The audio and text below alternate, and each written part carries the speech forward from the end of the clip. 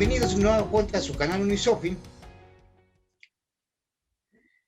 En esta ocasión nos acompaña una vez más el jurista Emanuel Rosales, continuando con la plática, más bien con la cátedra que nos hizo favor de darnos sobre medios de control constitucional. Hemos venido hablando sobre el juicio de amparo, algo ya en puerta, sobre controversias constitucionales, acciones de inconstitucionalidad, y pues continuando, ahora sí que con esta clase, realmente sería una clase, Emanuel, sobre controversias constitucionales, te damos la bienvenida. Muchas gracias, y pues continuemos con esta clase, que realmente no será una entrevista, será en esta ocasión una clase respecto a las controversias constitucionales. Me parece que por ahí vamos a continuar el tema, ¿verdad? Pues muchas gracias, gracias. José Manuel. Pues efectivamente en la charla pasada estuvimos hablando del juicio de amparo, sus principios del juicio de amparo directo e indirecto, y tocamos la Declaratoria General de Inconstitucionalidad. Pues se considera como un procedimiento autónomo de control de constitucionalidad. En realidad, pues, está en la ley de amparo regulado, pero está igualmente inspirado en la diversa declaratoria de inconstitucionalidad con efectos generales a que se refieren las acciones y controversias constitucionales. Esta institución de la Declaratoria General de Inconstitucionalidad fue introducida por motivo de la reforma al artículo 105 constitucional de 31 de diciembre de 1994, cuando se incorporaron las controversias constitucionales, aquella llamada reforma judicial, y con motivo de la ley reglamentaria del artículo 105 constitucional. El medio de control constitucional entonces que seguiría en análisis, o los medios, serían las controversias constitucionales y las acciones de inconstitucionalidad. Sin embargo, parece ser que resulta conveniente, después de que vimos al amparo, como que es un verdadero juicio de control constitucional, ver a la controversia, que también es un juicio. La acción de inconstitucionalidad no es un juicio. Sí es un procedimiento de control constitucional, pero no es un juicio.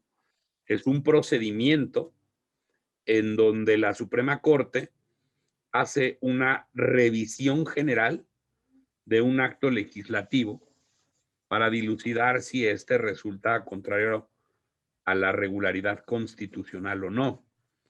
Es decir, hay una parte que lo promueve, hay un sujeto legitimado que la promueve, y la acción de inconstitucionalidad se activa, es un procedimiento, pero no hay propiamente una parte demandada. Más bien hay un ánimo de revisión general. Ya lo veremos con detalle en su momento. Pero en cambio, la controversia constitucional, pues es un juicio. Es un juicio muy similar al juicio de amparo, pero con la particularidad de que aquí la parte actora es un segmento del Estado, una parte del Estado mexicano, y la parte demandada es otra parte del Estado mexicano. Decía el ministro Gudiño, para explicar con mucha claridad este fenómeno, que era un juicio en donde el Estado se demandaba a sí mismo.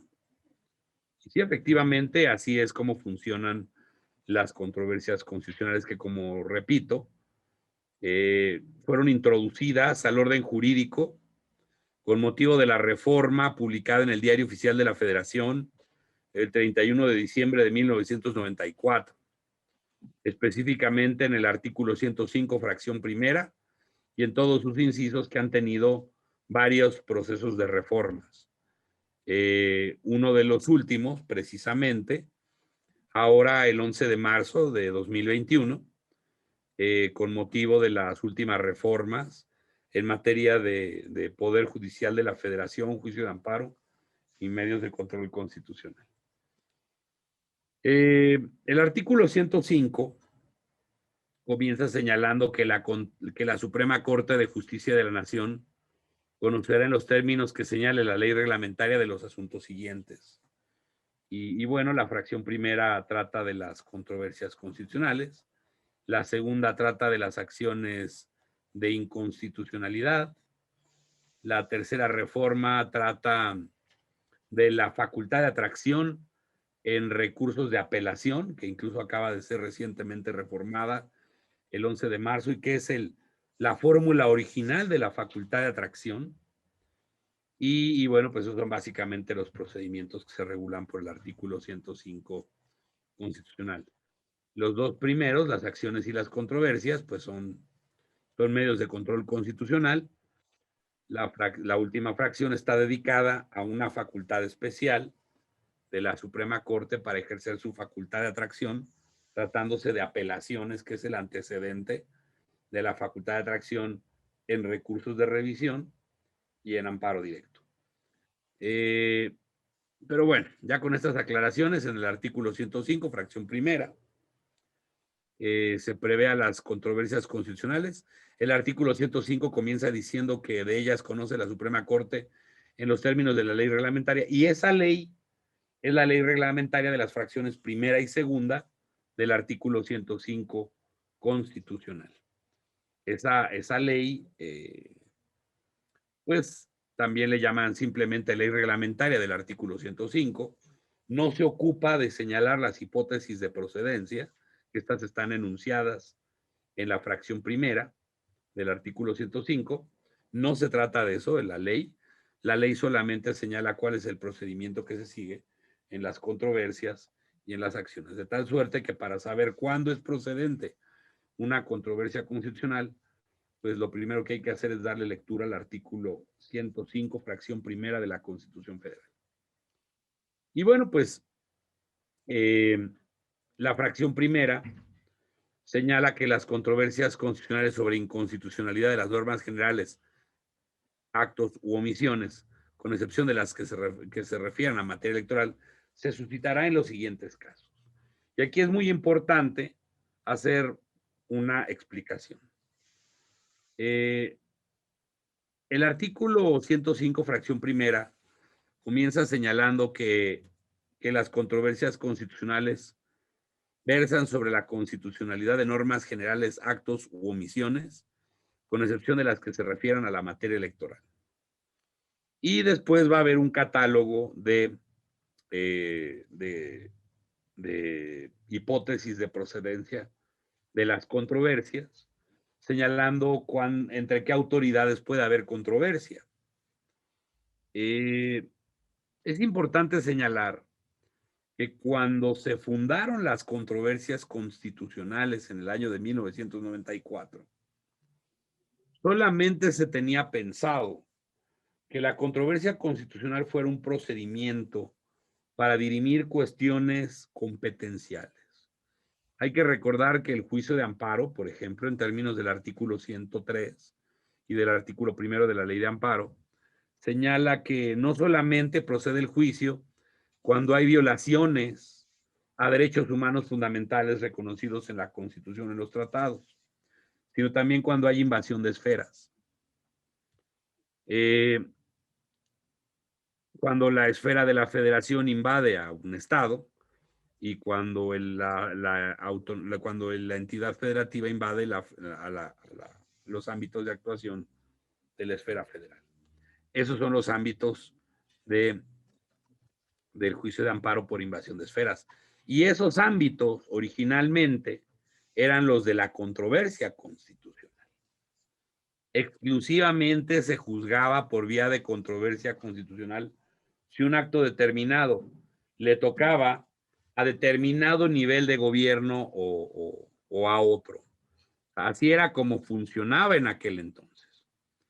Sin embargo, bueno, pues todo esto cambió con motivo de un famoso caso, el famoso caso Temixco, que fue un asunto en donde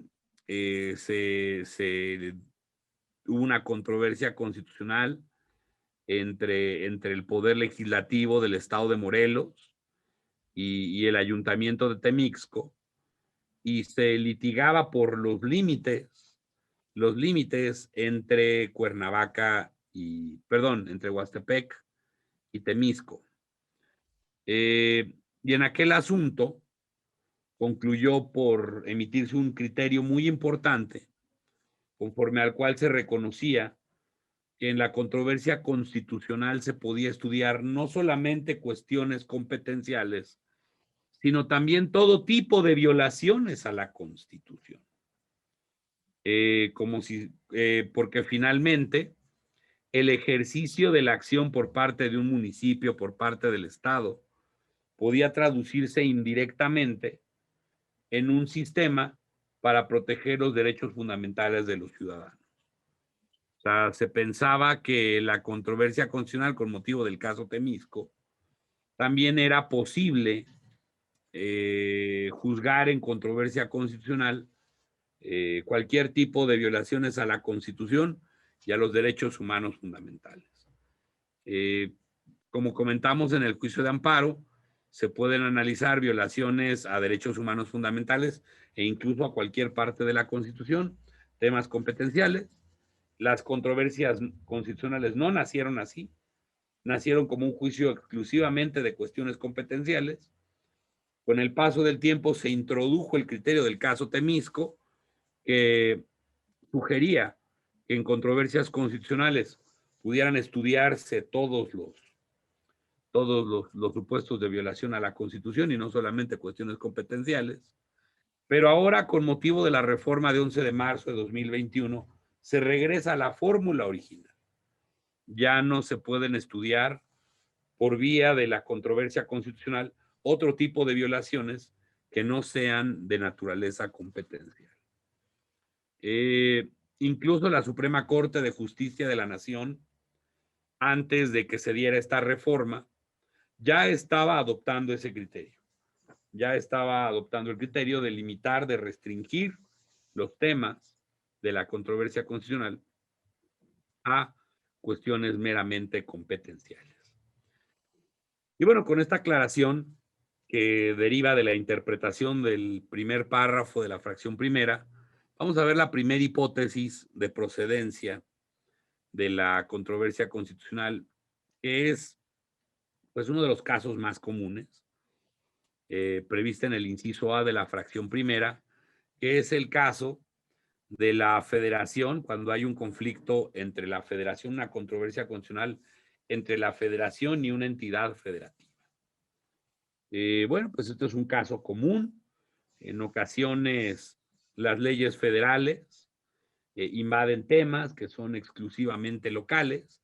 Hay que recordar que el artículo 124 de la Constitución establece que los temas que no se encuentran expresamente reservados para la federación se entienden para los estados, y a partir de ese principio es que se distribuyen las competencias entre la federación y los estados, a lo cual habría que añadir lo dispuesto por el artículo 115 de la Constitución, que se refiere a los municipios.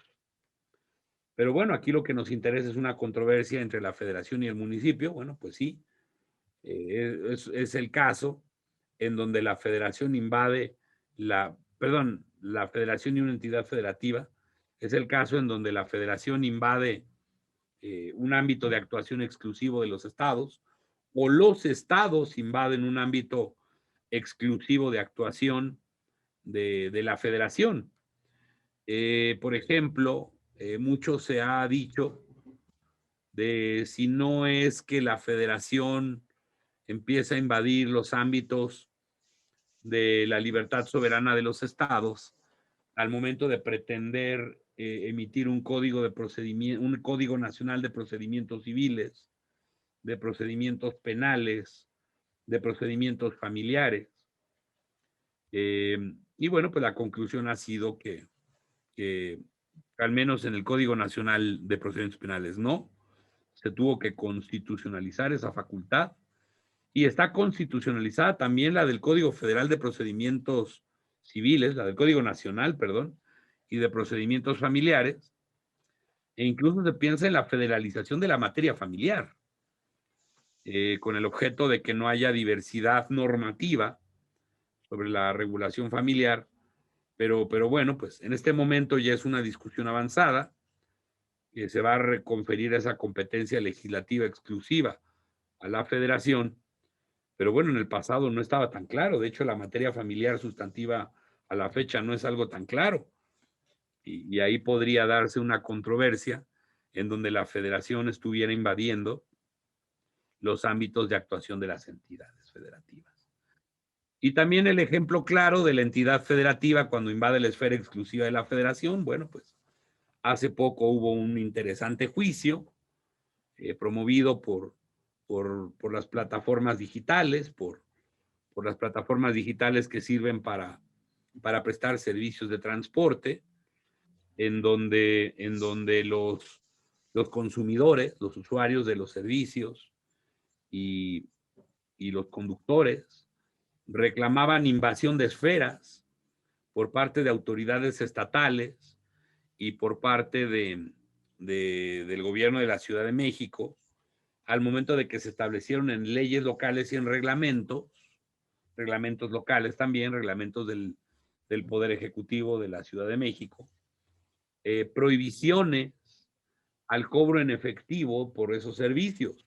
Y esas prohibiciones resultaban contrarias a la ley monetaria de los Estados Unidos mexicanos y a las reglas sobre el uso de la moneda, que también pues son una competencia exclusiva del Congreso de la Unión.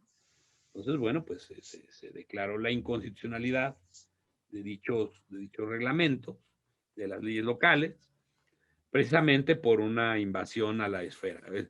Aunque el caso es de juicio de amparo, una entidad federativa, la federación podría plantear una controversia constitucional o viceversa, ¿no? La entidad federativa, en caso de que la federación quisiera regular un aspecto exclusivo de la entidad, pues también podría ser motivo de controversia.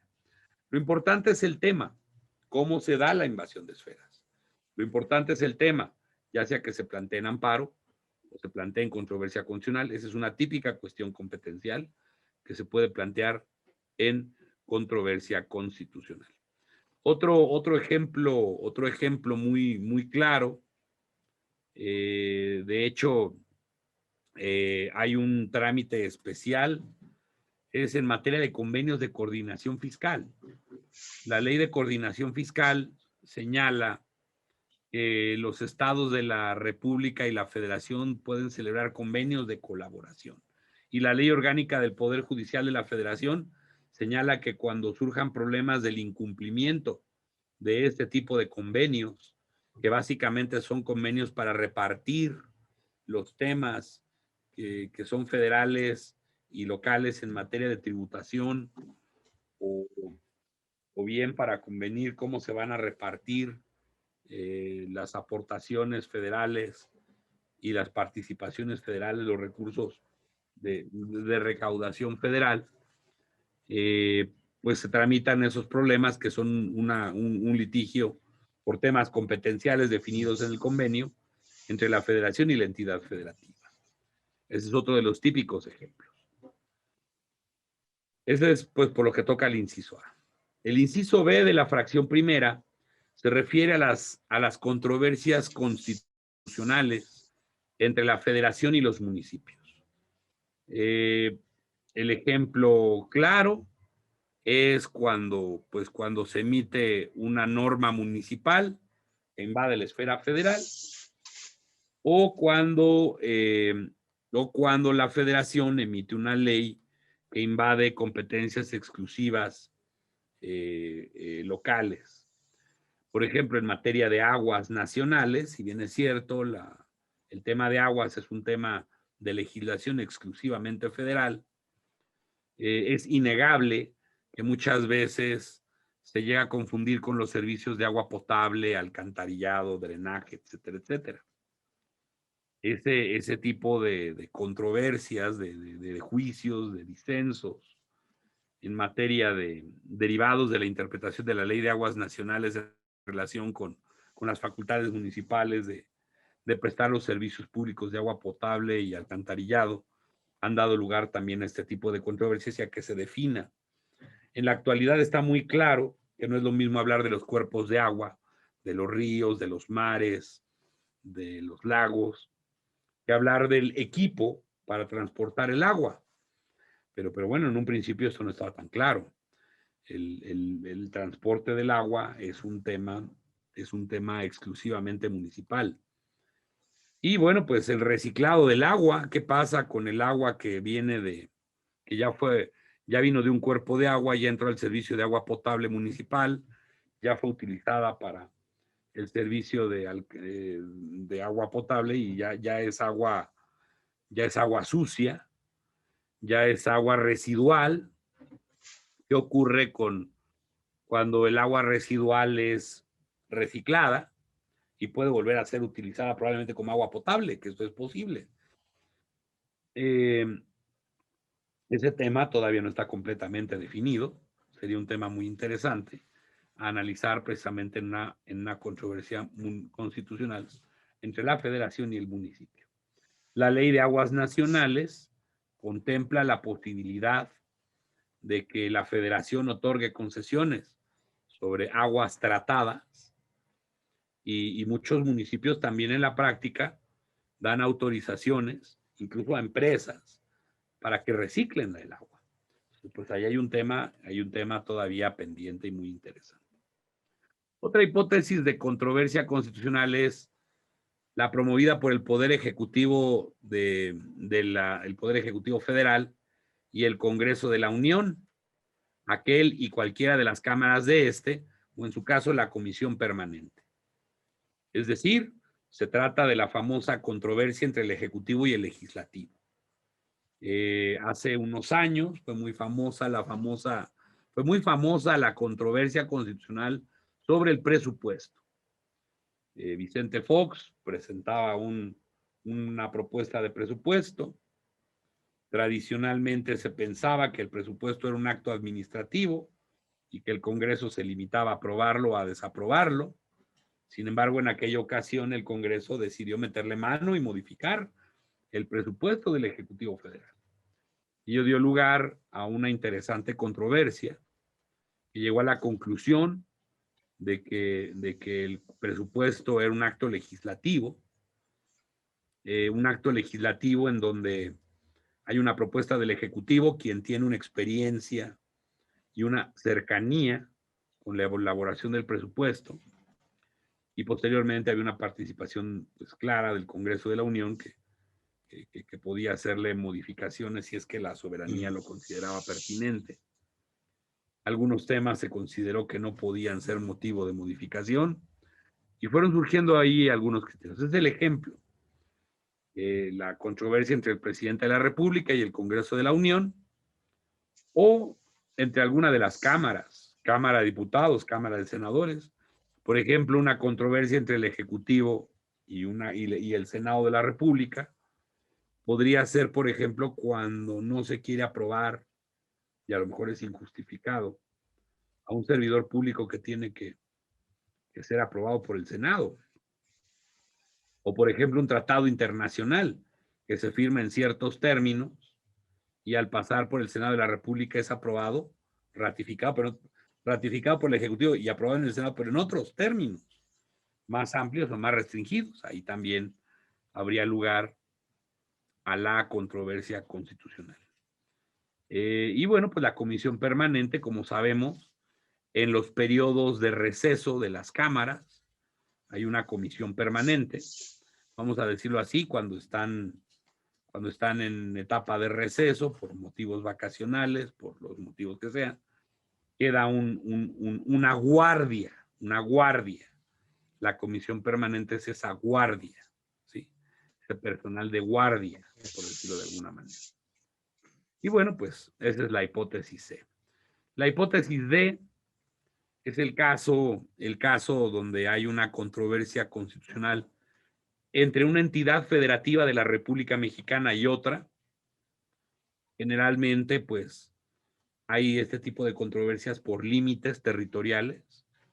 Hay un caso muy famoso, el famoso caso del punto Put, en la península de Yucatán, los famosos casos de controversias por límites entre Colima y Jalisco, con motivo de un cambio de dirección en los ríos. Y bueno, pues ahí es en donde es necesario resolver la controversia constitucional en la Suprema Corte, pero hay que insistir en que es un tema competencial, no un tema sustantivo. Hay que recordar que además de esta facultad que tiene la Suprema Corte para resolver problemas entre un Estado y otro, de índole jurisdiccional, una resolución de índole jurisdiccional, también existe una facultad de orden político para resolver diferencias entre un Estado y otro en el Senado de la República. Algunos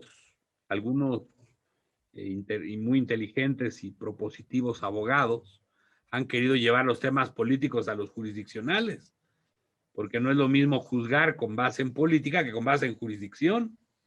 En jurisdicción hay autoridad, hay objetividad en la resolución. Y en la resolución política, pues muchas veces hay negociación e intercambio de intereses. Pero bueno, finalmente, pues existe esta posibilidad y es importante mencionarla, la cual adquiere un significado principal cuando se trata de estudiar la controversia constitucional prevista en la hipótesis del inciso D. El artículo 105 en su fracción primera tenía un inciso E y F que han sido derogados. Nos pasamos al inciso G, fueron derogados con motivo de la reforma de 29 de enero de 2016. La otra hipótesis de controversia constitucional se refiere a dos municipios de diversos estados. Y aquí hay que llamar la atención en que no procede la controversia constitucional entre dos municipios del mismo estado. ¿Por qué no? Bueno, en primer lugar, porque si son dos municipios del mismo estado, lo ideal sería que hubiera o un mecanismo de arreglo político al interior del estado, es lo que hay en la mayoría de las entidades de la República, o todavía mejor, mecanismos de control constitucional por vía de controversia constitucional, precisamente para estos casos. Y bueno, pues así es, por ejemplo, como hace tiempo hubo un conflicto de límites entre Cholula y Puebla, que fue planteado ante la Suprema Corte, pero se dijo, no, pues Cholula y Puebla son dos municipios que pertenecen al mismo estado y la controversia es improcedente. La controversia se volvió procedente cuando empezó a tomar conocimiento de ella el Congreso del Estado de Puebla. Y entonces empezó un problema entre el Congreso y el municipio de Puebla, de Los Ángeles, y Cholula.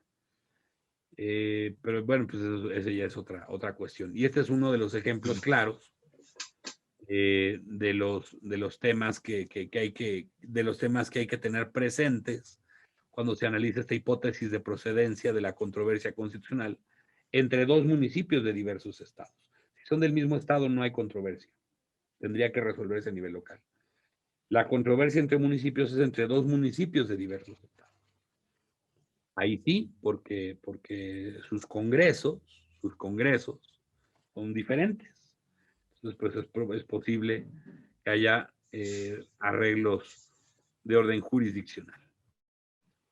Otra hipótesis es cuando van a la controversia dos poderes de una entidad federativa. Los poderes son los clásicos poderes, que son el ejecutivo, el legislativo, el judicial, pero no se pierda de vista que los órganos constitucionales autónomos también son poderes, como el caso de las fiscalías generales de los estados, que ya tendrían que estar escindidas, ya no deberían de pertenecer al poder ejecutivo, deberían ser órganos constitucionales autónomos, las comisiones de derechos humanos, y por ejemplo el poder ejecutivo, legislativo y judicial, los órganos de acceso a la información de cada estado, que por efectos del artículo 6 de la Constitución también son constitucionales autónomos.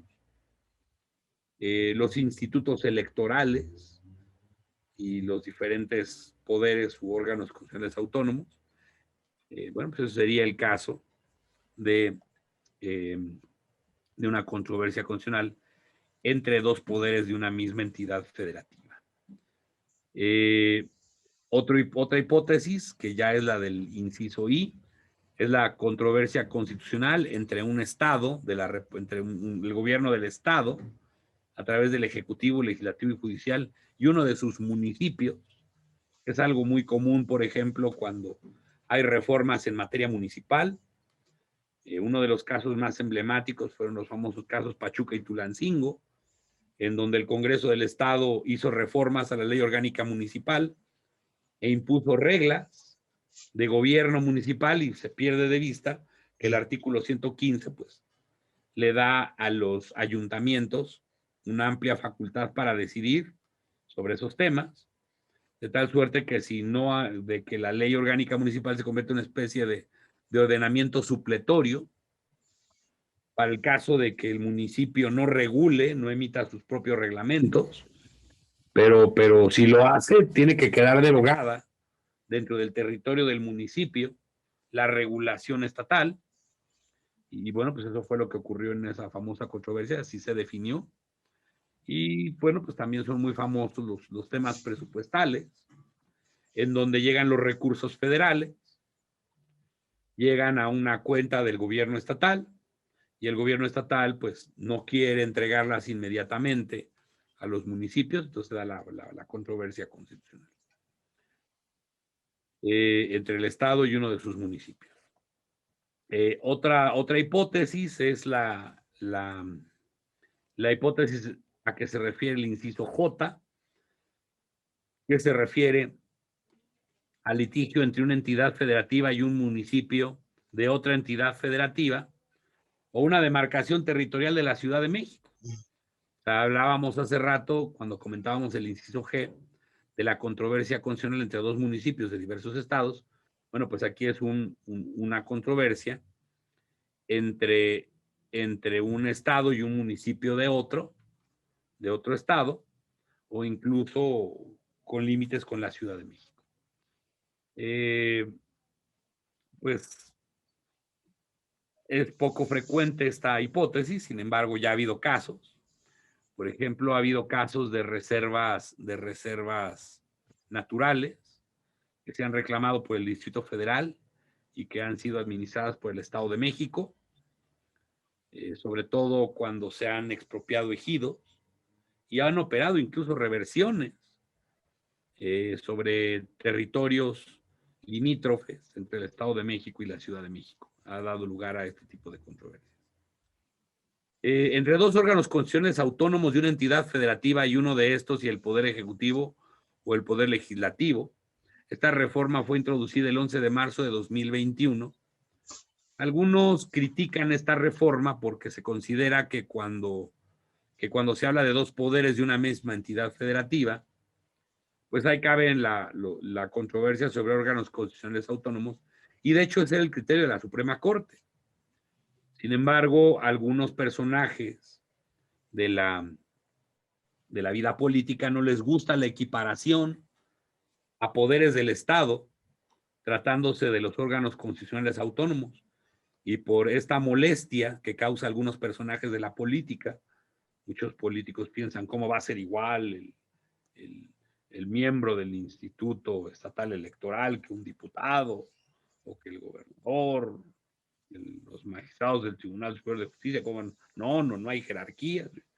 Bueno, pues por ese argumento es por lo que se introdujo esta hipótesis que permite la controversia constitucional entre dos órganos constitucionales autónomos de una entidad federativa que ya comentamos, puede ser la Fiscalía General de la República, el órgano de protección a derechos humanos, el de acceso a la información, o el estatal electoral, que son típicos órganos constitucionales autónomos.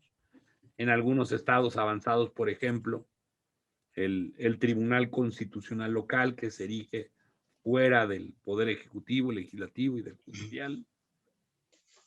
Y bueno, y otro órgano constitucional autónomo, controversia entre dos órganos, o entre un órgano y el ejecutivo o el legislativo de una entidad. Llama la atención que no se prevé la controversia entre los órganos constitucionales autónomos, entre estos y el Poder Judicial. Me parece que la interpretación que haga la Suprema Corte cuando se dé uno de estos problemas tendrá que resolverlo. Y me imagino muchos casos. Por ejemplo, un problema de acceso a la información, un problema de una solicitud de acceso a la información en donde el Instituto Estatal Electoral le ordene al Tribunal Superior de Justicia la entrega, la revelación de ciertos datos, de cierta información, y no quiere entregarla.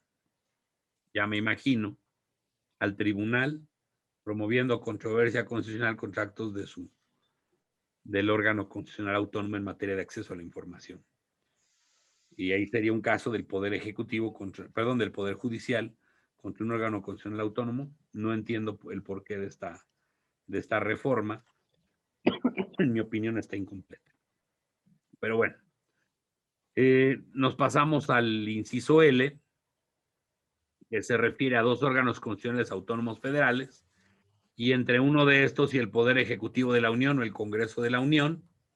Bueno, acá es muy explicable que no esté el Poder Judicial de la Federación, porque entonces el órgano que tendría que considerarse en controversia sería la Suprema Corte, como cabeza del Poder Judicial de la Federación, y no sería posible concebir una controversia constitucional que le toca resolver a la Corte entre el Ejecutivo o el Legislativo y la propia Corte.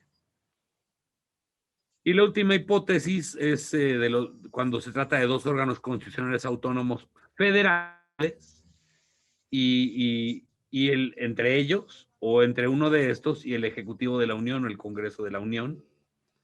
Caso que, bueno, pues se repite, es la razonable que a nivel federal no se incluya el Poder Judicial de la Federación, porque el órgano al que le tocaría resolver es a la Suprema Corte. Sin embargo, bueno, pues, ¿qué pasaría si se diera una controversia, por ejemplo, con el Consejo de la Judicatura? Sería interesante ver qué se plantea. No ha existido el caso, pero bueno, pues ahí sería por ejemplo, yo imagino controversias entre el órgano constitucional autónomo y el Consejo de la Judicatura, por ejemplo, en materia de acceso a la información, aunque el Poder Judicial de la Federación tenga su comité de transparencia y acceso a la información, pues podría darse el caso de que quisiera negarse la información, no sé, de algún gasto que se hiciera por parte del Consejo de la Judicatura, que no fuera de la información que exclusivamente concierne a la Suprema Corte, y pues ello podría dar lugar a la controversia constitucional. Y bueno, pues hay un principio, tratándose de controversias constitucionales, que cuando éramos secretarios de Estudio y Cuenta, nosotros lo identificábamos con una flecha.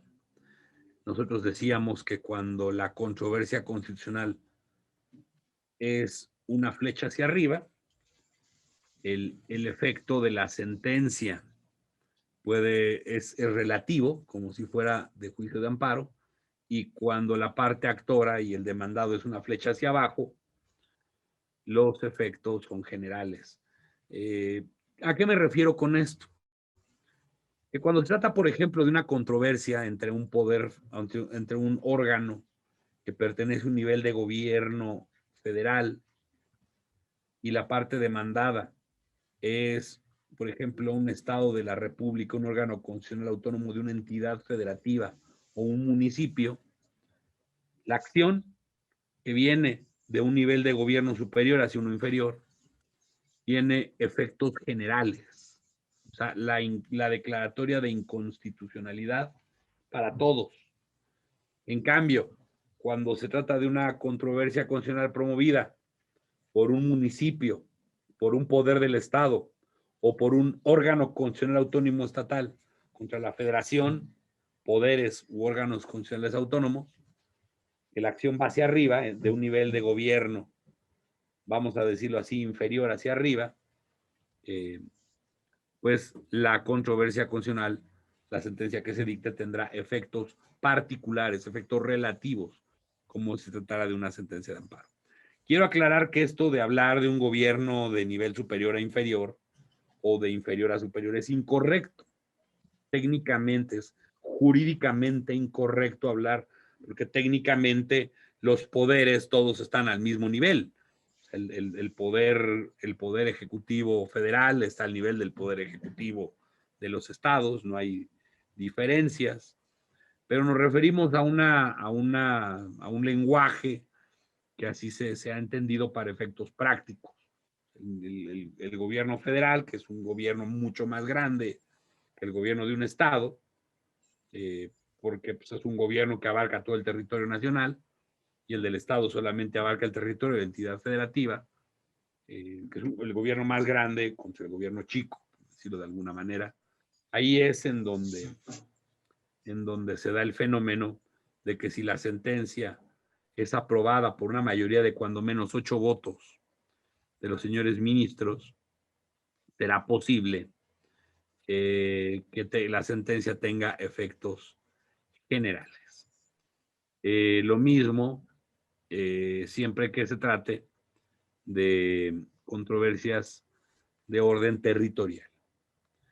Y en cambio, cuando se trata de controversias promovidas por entidades federativas o por municipios en contra de la federación, insisto, un gobierno no menor ni menos importante, sino digamos más limitado que el gobierno federal o el gobierno municipal contra el gobierno estatal, la declaratoria de inconstitucionalidad tendrá efectos relativos, aunque alcance la mayoría de 8 votos. Algo muy importante es que en las controversias constitucionales no se pueden tratar temas electorales. No se pueden tratar temas electorales. Y en las controversias previstas, cambio, es una reforma al último párrafo del artículo 105, únicamente podrán hacerse valer violaciones a la Constitución, así como a los derechos humanos reconocidos en tratados internacionales en los que el Estado mexicano sea parte, lo cual, bueno, pues va a traer una serie de interpretaciones interesantes, porque la exposición de motivos lo que pretende es suprimir el caso Temisco, y este último párrafo pareciera que hace lo contrario, pero pues la realidad es que lo que se quiere es restringir las controversias a temas competenciales, como eran originalmente, y no ampliarlos a temas distintos de los competenciales.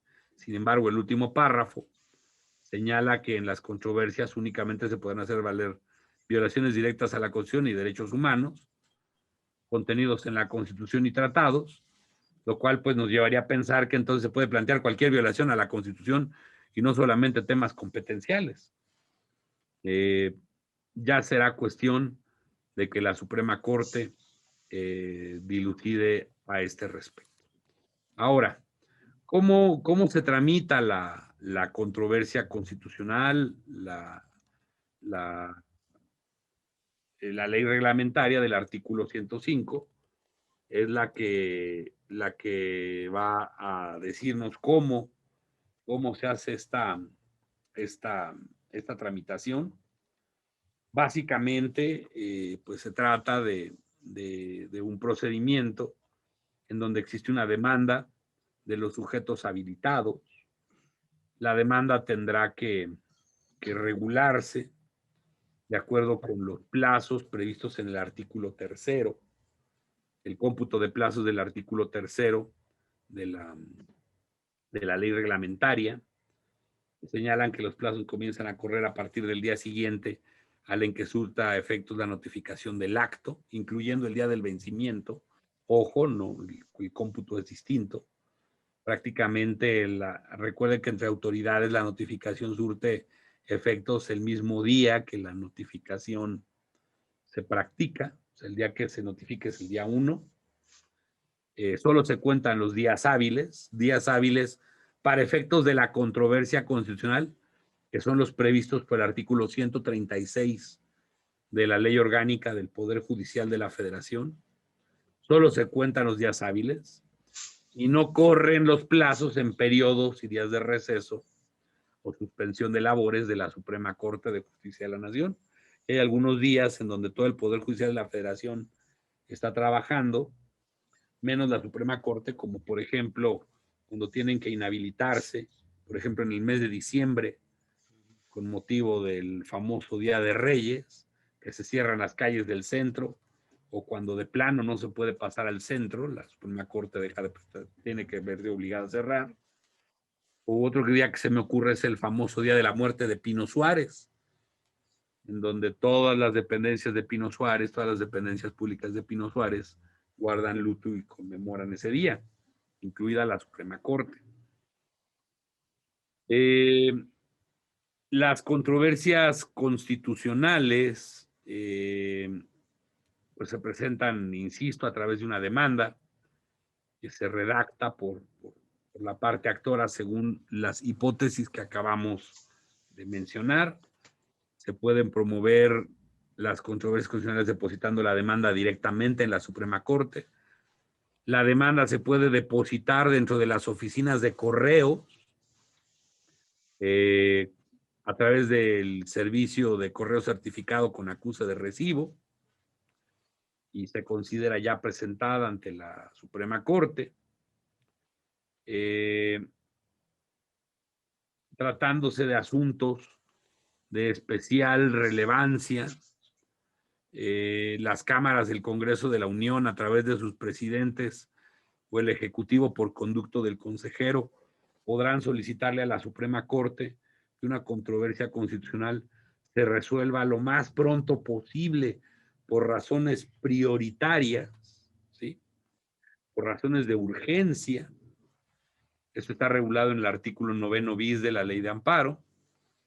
Y se considera que esto ocurre cuando las controversias constitucionales están relacionadas con la defensa de intereses de grupos vulnerables, cuando se trata de asuntos en controversia constitucional que interesan temas de competencia económica, monopolios y libre concurrencia, cuando se trata de prevenir daños ecológicos y en los demás casos a juicio de la Suprema Corte. Hemos insistido en que la controversia constitucional puede promoverse como actor, pues, en las hipótesis que acabamos de mencionar y demandado, pues, las hipótesis que acabamos de mencionar también. Puede haber terceros interesados, por ejemplo, en un tema presupuestal en donde la federación entregue dinero al Estado para que se le pase al municipio, pues será un conflicto entre el municipio y el Estado, porque al municipio no le dan su recurso, pero el tercero interesado sería la federación, y en todos los asuntos de controversia constitucional es parte la Fiscalía General de la República.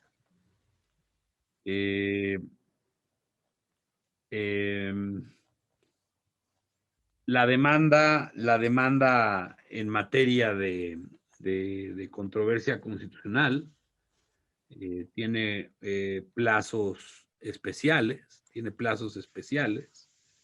que son objeto de consideración. Voy a darles los plazos específicos. Como comentamos, pues solamente cuentan los días hábiles, no cuentan los días en que haya receso en la Suprema Corte. Y la regla general es que el plazo para presentar la demanda de acción de inconstitucionalidad cuando se trata de actos es de 30 días, que se cuentan a partir de actos. Tratándose de actos, aquí hay diferencias, hay controversias constitucionales que se inician por actos, controversias constitucionales que se inician en contra de normas generales, como leyes, reglamentos o demás normatividad, y conflictos por límites, ¿sí? Tratándose de actos, el plazo de presentación de la demanda es de 30 días, contándose a partir del siguiente al en que surta efectos la notificación de la resolución que se vaya a reclamar, 30 días a partir de que se tenga conocimiento del acto, o 30 días a partir de que el actor se ostente sabedor, lo que ocurra primero. Esto está en el artículo 21, fracción primera de la ley reglamentaria. Tratándose de normas generales, los 30 días se cuentan a partir del siguiente a la fecha de publicación. Esto es algo muy importante porque es diferente al juicio de amparo. En el juicio de amparo, por ejemplo, los 30 días se cuentan a partir de la entrada en vigor. Aquí es a partir de la fecha de publicación del decreto, independientemente de la vacatio legis. O cuando se produzca el primer acto de aplicación de la norma en agravio de la entidad actora. Y tratándose de conflictos por límites, con la aclaración de que no se trata de los conflictos a que se refiere la fracción cuarta del artículo 73 constitucional, son 60 días contados a partir de la entrada en vigor de la norma general o de la realización de los actos que originen la controversia por límites. La demanda es muy apropiada. La demanda debe reunir determinados requisitos que están previstos en el artículo 22 de la ley especial, que son básicamente pues, la entidad actora y el nombre y cargo del funcionario que lo represente, la entidad demandada y su domicilio, las entidades, poderes u órganos en carácter de terceros interesados, la norma general o acto cuya invalidez se demande, o el acto que generó el conflicto por límites, los preceptos constitucionales que se estimen violados, las manifestaciones bajo protesta de decir verdad y los conceptos de violación. A diferencia del amparo, en donde se presenta la demanda y se requiere un informe justificado, aquí una vez presentada la demanda, con un principio de igualdad de partes, se corre traslado al demandado para que éste formule su contestación.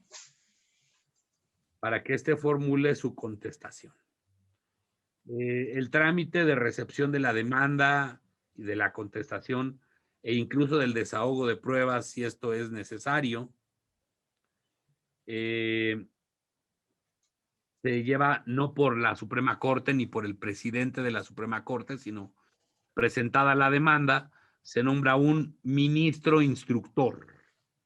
Hay una instrucción especial de un ministro. Generalmente el trámite se lleva en la llamada unidad especial de acciones de inconstitucionalidad y controversias constitucionales, pero esta unidad se pone de acuerdo con cada ministro y cada ministro tiene su propio criterio sobre la sustanciación de una controversia constitucional. Una vez que se emplaza por la instrucción a la entidad demandada, esta tiene 30 días para producir su contestación, de la cual se dará vista a la actora, y en vista de la contestación, si es que aparecen nuevos actos, podrá plantearse ampliación de demanda dentro de los 15 días siguientes. Y ya con los escritos de demanda, contestación, puede haber reconvención en la contestación.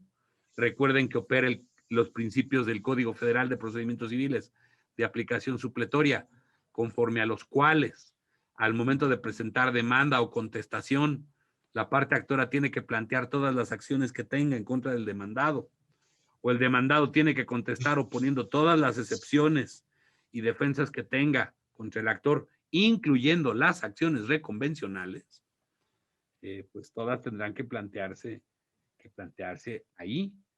Y una vez que se haya contestado la demanda y la ampliación y en su caso la reconvención, el ministro instructor señalará la fecha para una audiencia para el ofrecimiento y desahogo de pruebas dentro de los 30 días siguientes, plazo que podrá ampliarse cuando haya razones de importancia y trascendencia que así lo ameriten. Y una vez que se cierra la etapa, el periodo para ofrecer y recibir pruebas y y que se recibieron todas las pruebas, incluidas la testimonial, pericial y de inspección, que deben anunciarse 10 días antes a la fecha de celebración de la audiencia, por eso se señala dentro de 30 días siguientes, pues se cierra la instrucción, cerrada la instrucción, pues el ministro elaborará un proyecto que pues la ley señala que debe someterse a consideración del Tribunal Pleno, según el artículo 36 de la ley reglamentaria del artículo 105. Sin embargo, en la práctica, hay que recordar que la Suprema Corte tiene facultades, conforme al artículo 94 constitucional, para distribuir entre el Pleno y las salas los asuntos que son de su competencia. Y bueno, pues tratándose de asuntos en donde se va a decretar, por ejemplo, el sobreseimiento de la controversia, o se va a resolver de fondo, pero con base en una jurisprudencia plenaria, los asuntos podrán ser resueltos por las salas. Y bueno, pues insistir que cuando la sentencia respectiva, la sentencia contiene pronunciamientos de invalidez general, insistimos, cuando se trata de controversias hechas por poderes superiores contra poderes inferiores, con la insistencia de que eso es un lenguaje meramente académico, meramente explicativo, no es correcto, es solamente explicativo.